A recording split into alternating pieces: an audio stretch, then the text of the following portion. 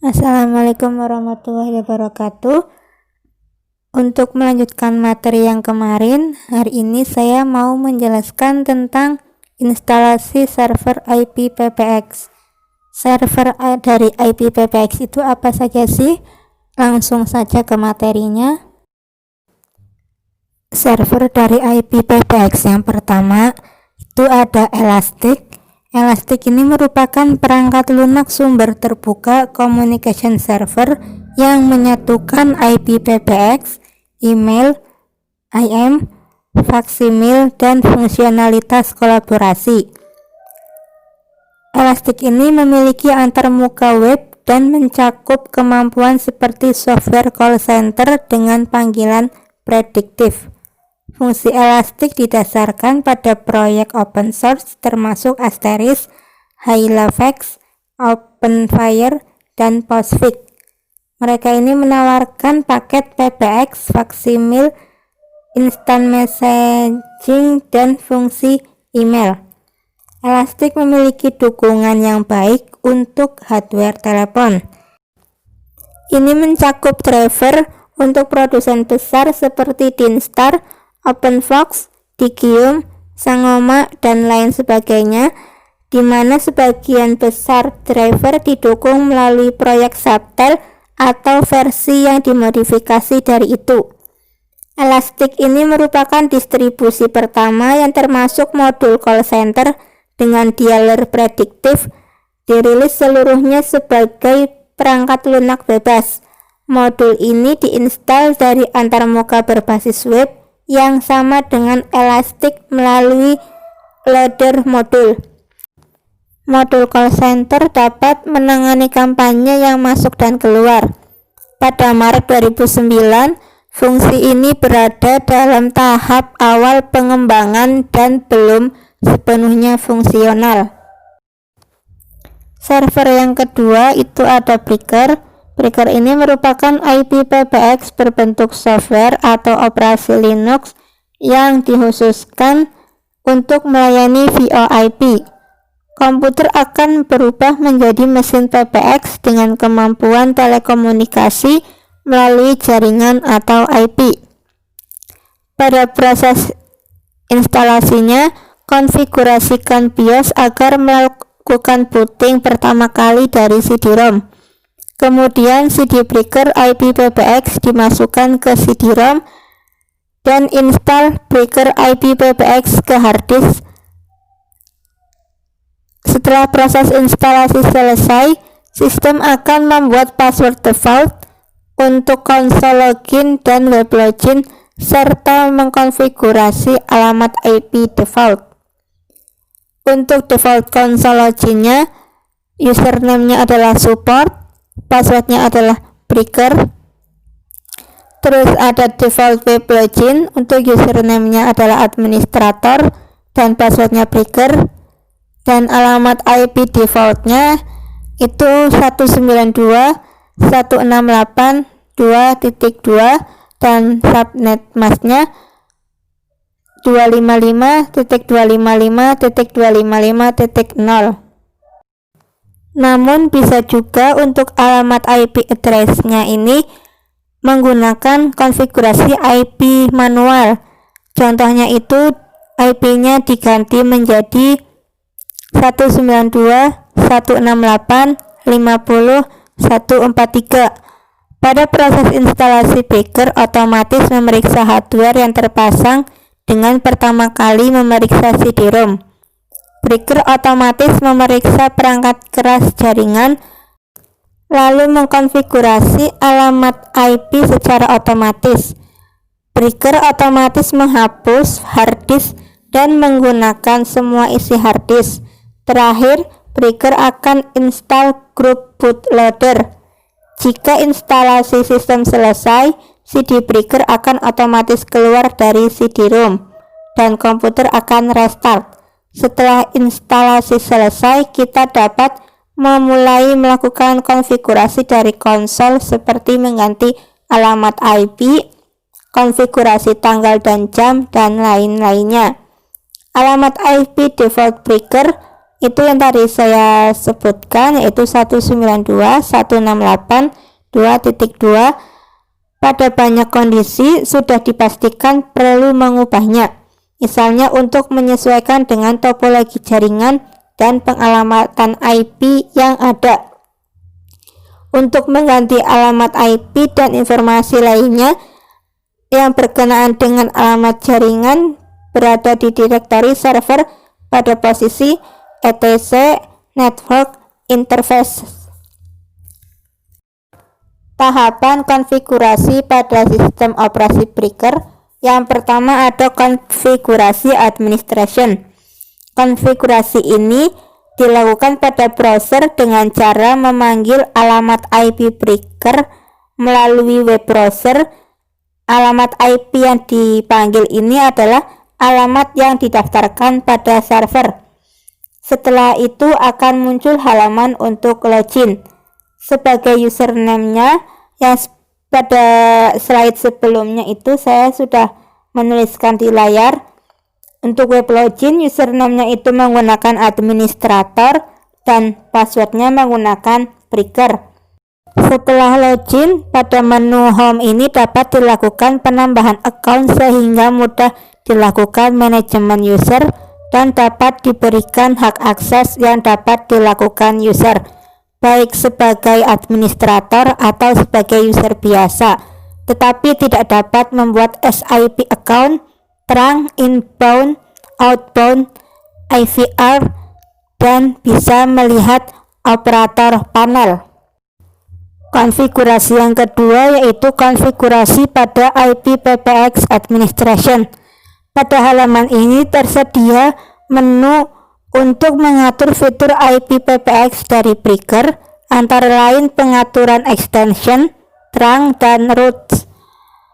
IPPBX status menampilkan statistik sistem yang menunjukkan persentase load average, CPU, memori, dan swap yang terpakai, serta penggunaan ruang hard disk dan kecepatan receive dan transmit Ethernet. Terdapat pula IPPBX static yang menampilkan total active call, internal calls, external calls, total active channel, serta informasi uptime breaker. Karena proses pengambilan datanya real time dan menggunakan sumber daya CPU yang tidak sedikit, maka tidak disarankan untuk terus-menerus membuka halaman ini. Konfigurasi utama fitur-fitur IPPBX dapat ditemui pada menu di sisi kiri. Terdapat 3 fitur menu yang akan dikonfigurasikan pada IPPBX Administration, yaitu sebagai berikut. Yang pertama ada menu extension. Fitur ini berkaitan dengan account pada IPPBX untuk melakukan penambahan, penghapusan, dan pergantian data account yang dapat dilakukan pada menu ini. Setiap account yang ditambahkan berlaku sebagai ekstensi IPPBX. Bisa dikatakan bahwa ekstensi adalah user yang akan menggunakan layanan breaker. Untuk melakukan konfigurasi ekstensi, pilih extension pada menu IPPBX Administration, kemudian Add Extension, lalu pilih protokol SIP, yaitu protokol VoIP yang menggunakan port 5060 UDP. Ada beberapa hal yang harus didaftarkan dalam membuat account VoIP. Yang pertama ada user extension, yaitu nomor extension misalkan 10101. Pada user extension ini biasanya berupa numerik. Terus yang kedua ada display name, nama yang akan digunakan sebagai caller ID ketika melakukan panggilan. Dan yang ketiga ada secret. Secret ini sebagai password yang digunakan user untuk proses autentikasi saat registrasi ekstensi pada user agent. Untuk menu yang kedua yaitu konfigurasi terang. Trunking dalam jaringan telekomunikasi berarti menghubungkan satu sentral dengan sentral telepon lainnya. Pada breaker, hal tersebut tidak jauh berbeda.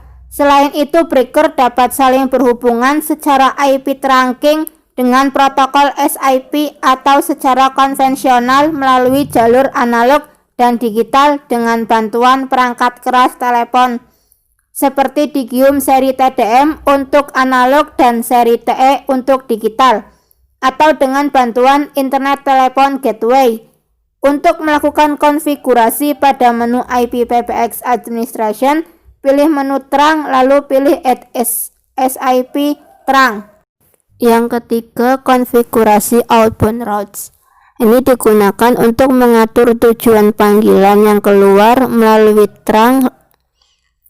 Outbound routes inilah yang mendefinisikan untuk semua panggilan keluar. Contohnya, breaker dihubungkan ke VoIP server yang lain. Maka untuk panggilan ke VoIP rakyat diatur dial rules-nya misal 9, yang berarti ketika akan melakukan panggilan ke VoIP rakyat harus menggunakan prefix 9 diikuti nomor tujuan. Contoh konfigurasinya yaitu dalam menu IP PBX Administration, pilih menu Outbound Routes, lalu pilih Add Route. Ada beberapa hal yang harus didaftarkan dalam konfigurasi outbound routes, yaitu yang pertama route name, ini merupakan nama route. Yang kedua dial patterns, kode awal untuk menghubungkan ke server lain. Yang ketiga terang sequence, ini terang yang akan digunakan. Untuk konfigurasi yang ketiga ada konfigurasi video call. Supaya antar klien dapat melakukan video call, maka perlu penambahan konfigurasi pada server di bagian etc*sip.conf. Hal ini dapat dilakukan dengan mengetikkan perintah console breaker yaitu v/etc/sip.conf. Dan langkah yang terakhir yaitu konfigurasi pada sisi klien. Konfigurasi pada sisi klien meliputi penambahan user account dan instalasi softphone. Jenis sistem operasi yang digunakan oleh klien yaitu sistem operasi Windows, di mana sistem operasi Windows menggunakan softphone, X-Lite atau Swiper.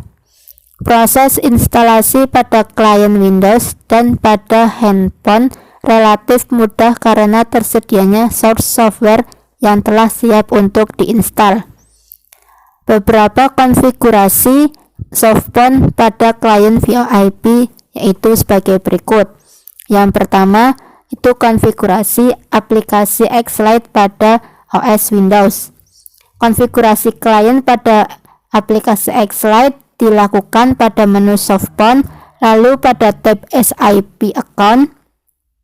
Pada pengaturan ini yang diisi yaitu account name, user ID, domain, password, dan display name.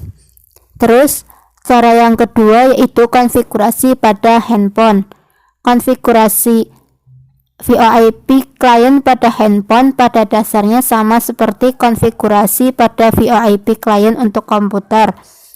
Konfigurasi ini juga meliputi pengisian account name, user ID, domain, dan password yang sebelumnya sudah didaftarkan pada server VoIP. Akan tetapi, tidak semua softphone dapat berjalan pada setiap handphone, karena tidak semua handphone dapat menggunakan fasilitas VoIP ini.